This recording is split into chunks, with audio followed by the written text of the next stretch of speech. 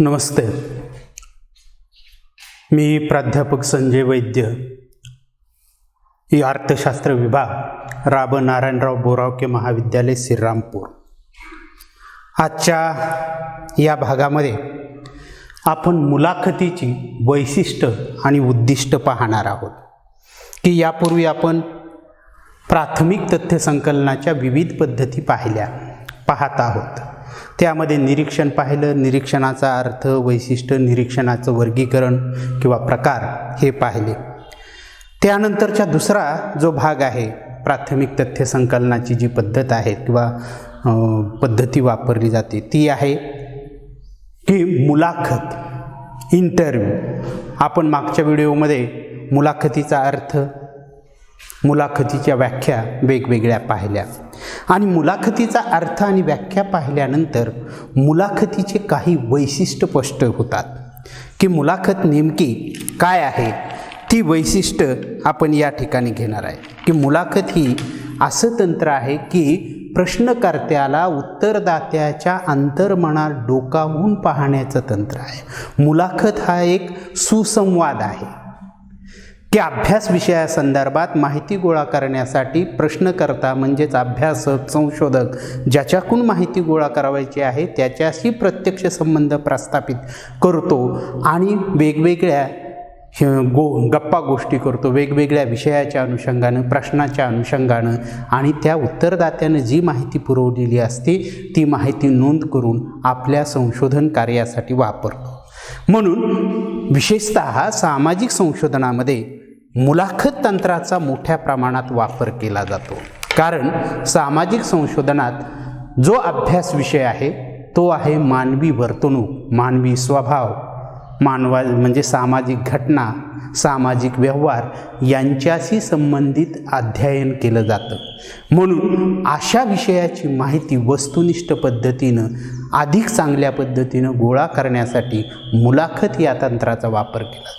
आपण मागं मुलाखतीचा अर्थ आणि व्याख्या पाहिल्या, त्यावरून मुलाखतीची काही वैशिष्ट्य स्पष्ट होतात आणि ती वैशिष्ट्य, पहिलं वैशिष्ट्य, मुलाखतदार म्हणजे संशोधक आणि निवेदक म्हणजे उत्तरदाता यांच्यातील व्यक्तिगत संवाद. मुलाखत काय आहे? व्यक्तिगत संवाद आहे.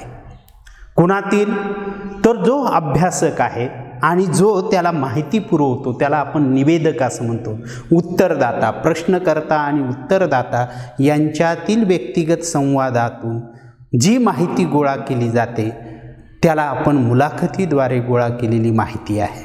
कारण या माहिती गोळा करण्यात असताना दोघांमध्ये सुसंवाद होणं आवश्यक आहे की वेगवेगळ्या विषयाच्या अनुषंगानं, वेगवेगळ्या प्रश्नाच्या अनुषंगानं दोघांमध्ये गप्पा गोष्टी झाल्या पाहिजेत आणि त्या गप्पा गोष्टीच्या माध्यमातून उत्तरदाता जो माहिती पुरवतो ती माहिती आपल्या संशोधन कार्यासाठी प्रमाणित मानून, विश्वसनीय मानून संशोधकाला आपलं संशोधन कार्य करावं लागतं.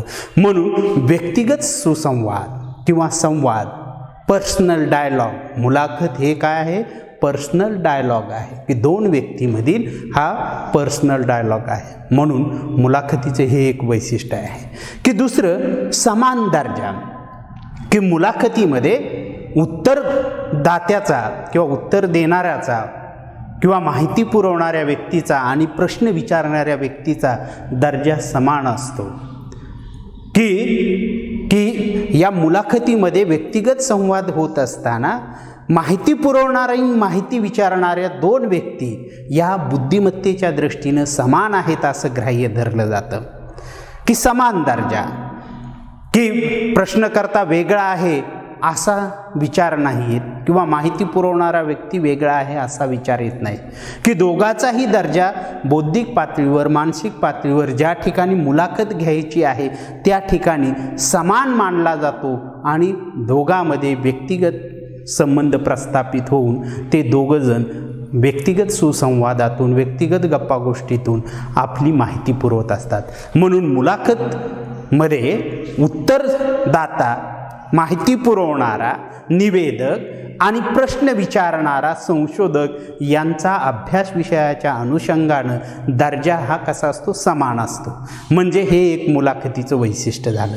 त्यानंतर तिसरं वैशिष्ट्य शाब्दिक संभाषण की मुलाखतीमध्ये की शाब्दिक असतं की प्रश्नकर्ता देखील शब्दाच्या माध्यमातून प्रश्न विचारत असतो आणि उत्तरदाता निवेदक देखील शब्दाच्या स्वरूपात त्या विषयासंदर्भात माहिती पुरवली जाते.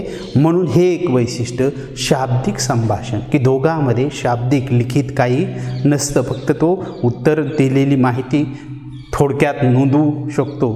म्हणून हे शाब्दिक संभाषण हे एक वैशिष्ट्य आहे.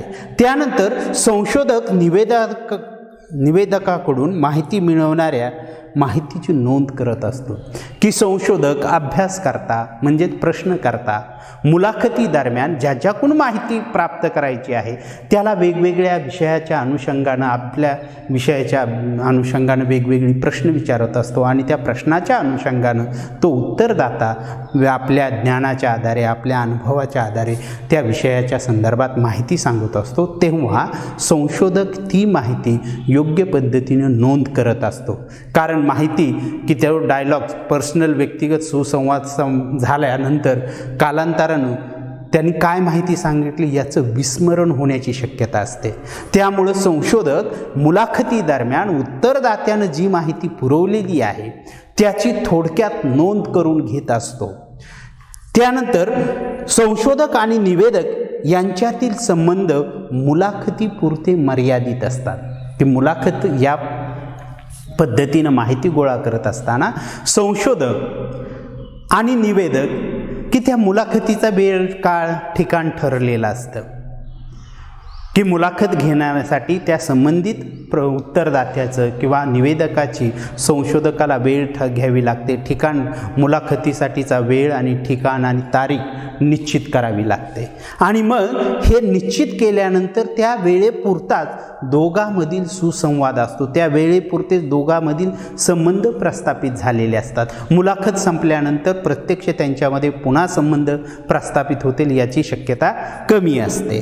त्यानंतर पुढचं वैशिष्ट्य सांगायचं म्हणजे मुलाखत ही केवळ दोन व्यक्तीतील संवाद नसतो, तर मुलाखतीत दोन संशोधक आणि निवेदक देखील असू शकतात.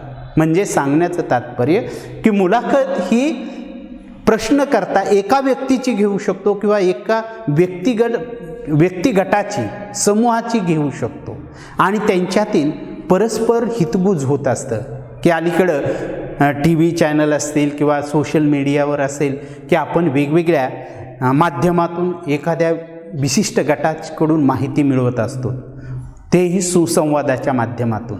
आणि त्यामुळं मुलाखत म्हणजे फक्त दोन व्यक्तीमधील सुसंवाद नाही, तर मुलाखत म्हणजे अनेक व्यक्तिगटामधील सुसंवाद संभाषण असंही होऊ शकतं. आणि त्यामुळे की मुलाखतीचं स्वरूप लवचिक असतं.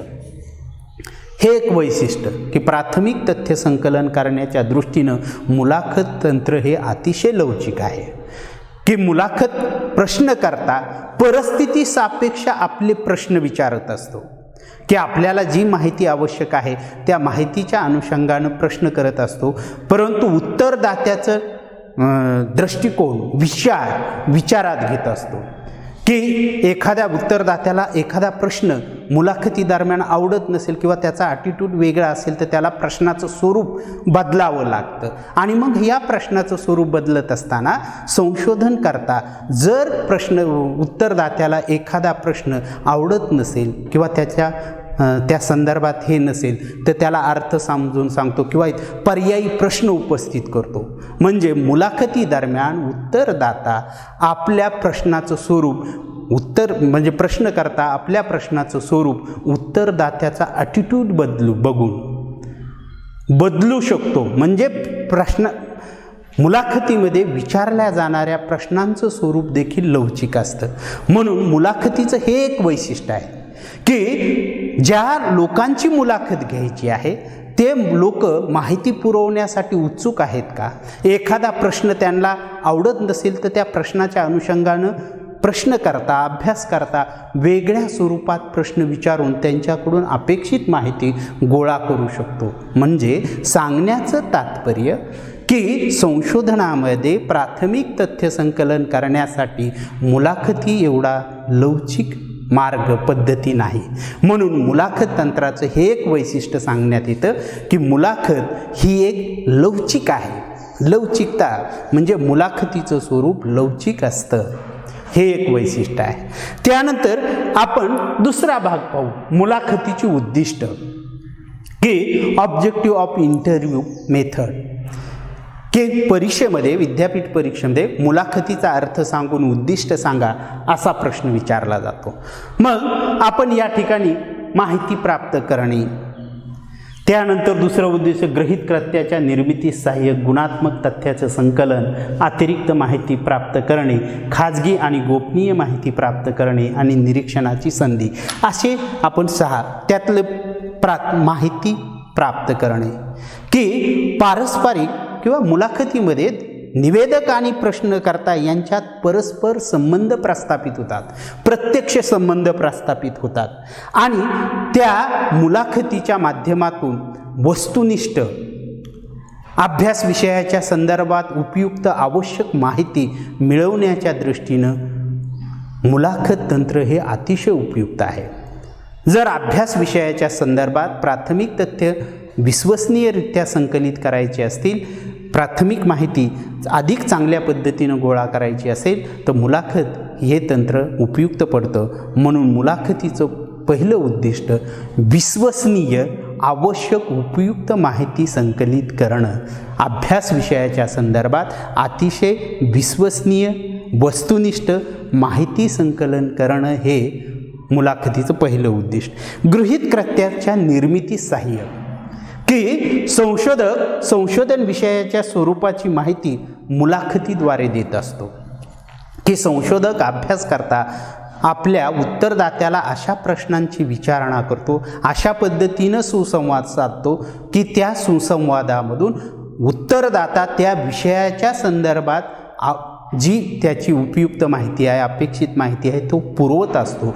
त्या माहितीच्या आधारे संशोधकाला आपल्या अभ्यास विषयाच्या संदर्भात गृहीत कृत्याची निर्मिती करता येते.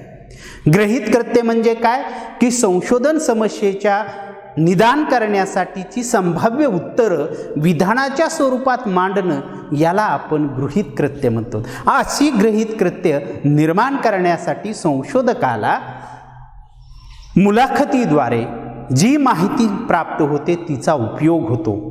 म्हणून मुलाखतीचं दुसरं महत्त्वाचं उद्दिष्ट म्हणजे गृहीत कृत्याच्या निर्मितीसाठी सहयोग किंवा सहाय्य हे आहे.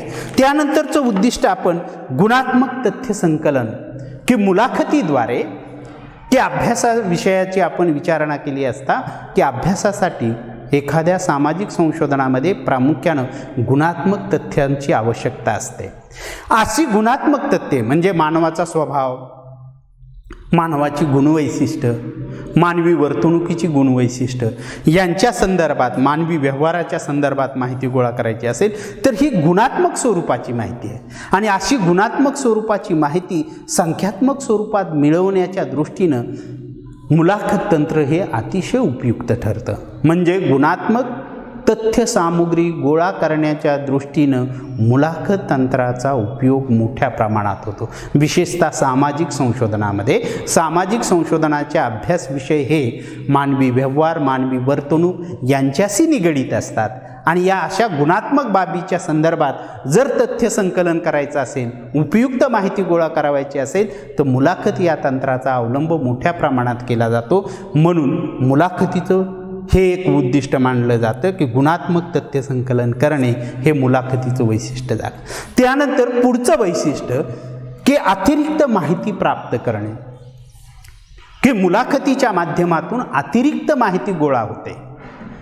विशेषतः मुलाखती दरम्यान प्रश्नकर्ता म्हणजेच अभ्यासक आणि उत्तरदाता म्हणजेच निवेदक यांच्यात एका विशिष्ट वेळी, एका विशिष्ट ठिकाणी व्यक्तिगत पर्सनल परस्पर संवाद होतो, फेस टू फेस डायलॉग होतो, समोरासमोर त्यांचे सुसंवाद होतो आणि त्या सुसंवादात प्रश्नकर्ता आपल्या अभ्यास विषयाच्या अनुषंगानं आवश्यक असणारी माहिती वेगवेगळ्या प्रश्नांच्या माध्यमातून, गप्पा गोष्टींच्या माध्यमातून गोळा करत असतो.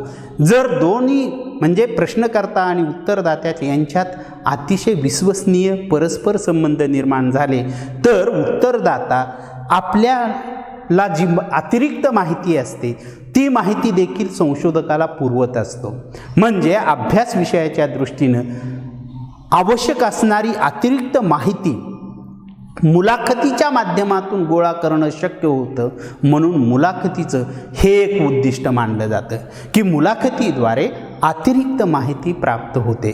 आणि त्यानंतर तर खाजगी आणि गोपनीय माहिती प्राप्त करणे की मुलाखतीचं हे एक वैशिष्ट्य आहे की मुलाखतीमध्ये प्रश्नकर्ता आणि उत्तरदाता परस्पराशी समोरासमोर सुसंवाद करत असतात आणि त्यांच्यातील सहसंबंध त्यांच्यातील परस्पर म्हणजे संबंध अतिशय जवळचे होतात आणि त्यांचा एकमेकाशी विश्वास प्राप्त झाला तर सहजगत्या आपल्या सुसंवादातून उत्तरदाता अतिशय गोपनीय आणि खाजगी माहिती पुरवत असतो. विशेषतः सामाजिक संशोधनात स्त्रियांवर होणाऱ्या कौटुंबिक अन्याय असा जर विषय असेल आणि एखादी संशोधिका त्या विषयावर एखाद्या तालुक्यात अभ्यास करत असेल तर तिथल्या एखाद्या गावात ज्या स्त्रिया असतील म्हणजे घरातील आणि त्यांना वेगवेगळ्या विषयाच्या माध्यमातून जर विश्वासात घेऊन अतिशय क्लोज सहानुभूतीपूर्वक मुलाखत घेत असतील तर त्या स्त्रिया घरातील कौटुंबिक अत्याचार किंवा अन्यायाच्या शोषणाच्या बद्दल त्यांच्याकडं अतिशय गोपनीय माहिती खाजगी माहिती पुरवू शकतात. म्हणजे मुलाखतीद्वारे अभ्यास विषयासंदर्भातील खाजगी आणि गोपनीय माहिती उत्तरदाता पुरवू शकतो हे एक वैशिष्ट्य आहे. त्यानंतर मुलाखतीच्या निरीक्षणाची संधी की निरीक्षण हे काय की एखाद्या आपण निरीक्षणाच्या माध्यमातूनही प्राथमिक तथ्य संकलन करतो परंतु त्याच्या माध्यमातून बाह्य माहिती मिळते. म्हणजे अभ्यासकर्त्याच्या किंवा निवेदकाच्या ज्या विषयवस्तूचं निरीक्षण संशोधक करतो आणि त्याच्या आधारे माहिती गोळा करतो तेव्हा त्याचं बाह्य स्वरूप फक्त स्पष्ट होतं. परंतु मुलाखतीच्या दरम्यान मुलाखत घेत असताना संशोधक त्या उत्तरदात्याच्या कौटुंबिक परिस्थिती त्या ठिकाणचा व्यवहार त्याचे कुटुंबातील किंवा इतर समाजाशी असलेले संबंध यांच्या संदर्भात निरीक्षणाच्या अनुषंगानं माहिती गोळा करतो. म्हणजे मुलाखतीच्या माध्यमातून निरीक्षणाची संधी मिळते. म्हणून मुलाखतीच्या द्वारे संशोधक बाह्य आणि अंतर्गत माहिती दोन्हीही मिळवू शकतो. म्हणून निरीक्षणाची संधी या ठिकाणी उपलब्ध होते. म्हणजे काही सामाजिक समस्या अशा असतात की प्रत्यक्ष विषय क्षेत्रात जाऊन निरीक्षण करून त्यातील व्यक्तींना प्रश्न विचारून तथ्य संकलित करावी लागतात. त्या दृष्टीने मुलाखत पद्धतीला अतिशय महत्त्व आहे. कारण मुलाखतीमध्ये अभ्यास विषयाशी संबंधित असणाऱ्या व्यक्तींच्या मुलाखतीतून जी माहिती पुरवली जाते तीही विचारात घेतली जाते परंतु त्यांच्या सभोवताली जी परिस्थिती आहे त्याचं निरीक्षण करून देखील अतिशय उपयुक्त माहिती गोळा केली जाते.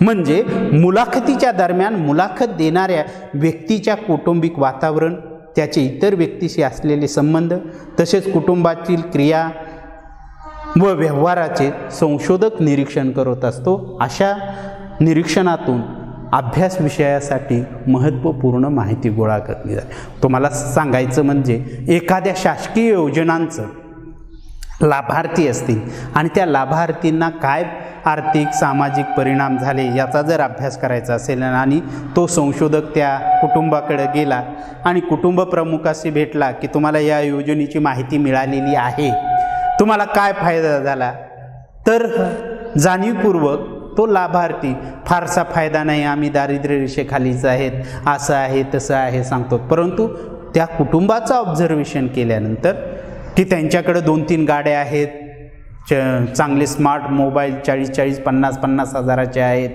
त्यांच्याकडं पशुधन मोठं आहे शेती आहे किंवा घरात TV फ्रीज अत्याधुनिक सुविधा आहेत 2 व्हीलर आहे 4 व्हीलर आहे तरी ते म्हणतात आमचं उत्पन्न 1 लाख 2 लाखापेक्षा कमी आहे. मग तो संशोधक त्या परिस्थितीवरून आकलन करू शकतो. जरी यांनी असं म्हणत असेल तरी यांचं उत्पन्न असं नाही, कारण एवढी सामग्री घरामध्ये आहे, तर यांचं निश्चित कुटुंबाचं वार्षिक उत्पन्न 2,000पेक्षा जास्त, 2 लाखापेक्षा जास्त आहे असं त्याला सांगता येतं. त्याच्याहून अनुमान काढता येतं. म्हणून निरीक्षणाची संधी हा देखील आपण मुलाखत पद्धतीचं वैशिष्ट्य मानू शकतो. आपण यानंतरचा दुसरा प्रश्न जो आहे, मुलाखतीचे प्रकार, मुलाखतीचं वर्गीकरण, हे पुढच्या व्हिडिओमध्ये घेऊ. धन्यवाद.